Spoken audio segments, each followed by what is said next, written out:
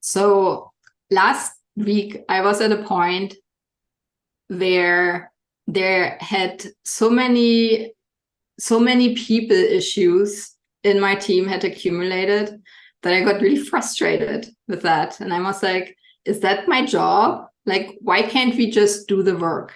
Like, write our grants, write our papers, do the science. Why? Do you sometimes feel that frustration? Oh, 100%. Yeah. There's so many things that it turns out are, in fact, my job, that I did not know were going to be my job. I think we've already talked about the fact that uh, we have graduate students who are dealing with like food insecurity or chronic health problems. You already talked about the statistics on mental health for our colleagues, for our students, for our postdocs, for our collaborators. Um, it Our job is different now. It is. Yeah. So I think, pretty quickly after my little set my job, I like remembered, it's been really helpful to me to have conversation last year, I think, with our colleague Robert, who co-developed the management course that we're also teaching, not right now, but generally, yes. And he's a manager, or used to be a manager in corporate, like in the corporate world. And when we were going through these exercises, and I did the exercises because, we always try everything out on ourselves that we teach other people.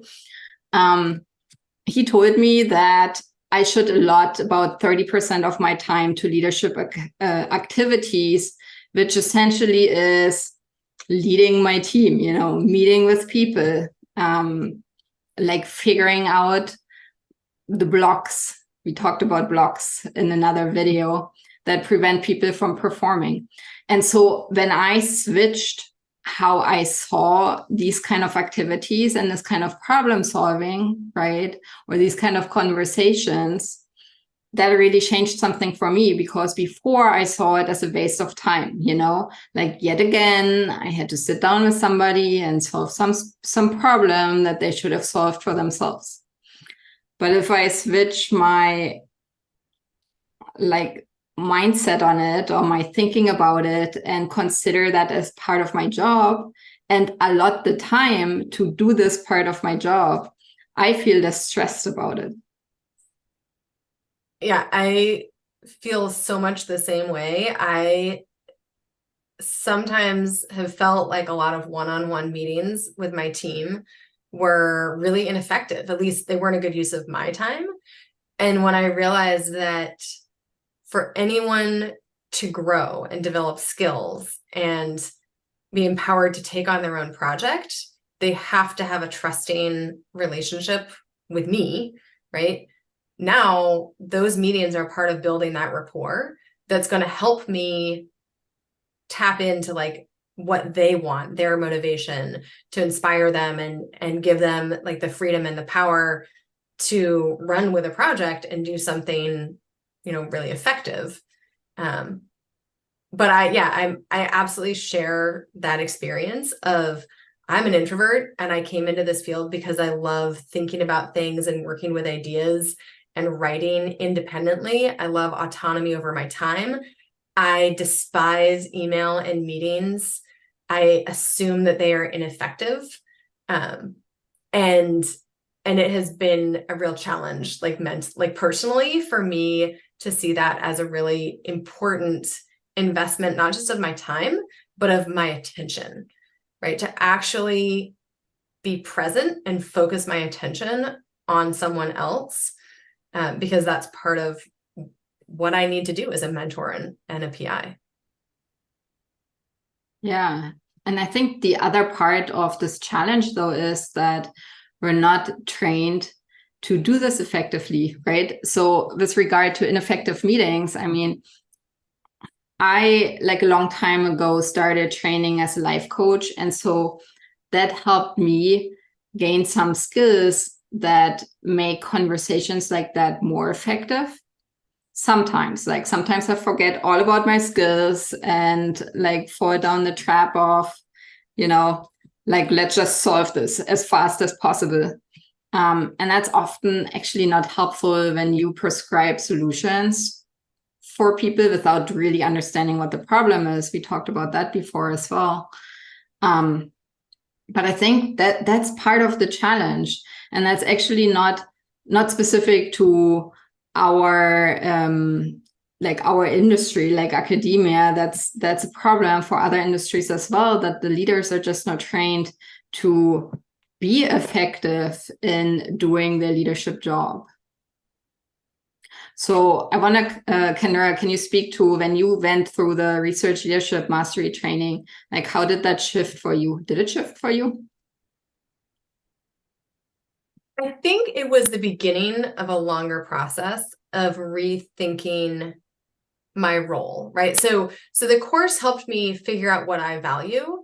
And in realizing that some of the things that I value are not about the products that we create as scientists, but about the processes, right? I was drawn to science because of the learning and the challenge. And a grant is a product of going through that process of researching an idea. So I had to go through this huge mind shift. And in that, I realized that therefore my team members, which, I now call team members instead of just students or postdocs or whatever, my team members were not just like cogs in the wheel to achieve the product, but my relationship with them also had to be different, right? If we're engaging in the process of science together, because that's the point of the whole enterprise, then my relationship with them has to be different than me just telling them what my expectations are and checking in on how much they've progressed on their to-do list. So I think that was like the beginning of really realizing that, like, oh, my job as a PI is not, I'm gonna say this twice. It's not just to be a project manager, right? Like, I knew how to do science. I knew how to manage my own project. I had educated myself about project management systems, and I was acting like a manager, right? I was doling out tasks. And I'd even gotten better at managing. I'd gotten a little bit better with my communication skills one-on-one.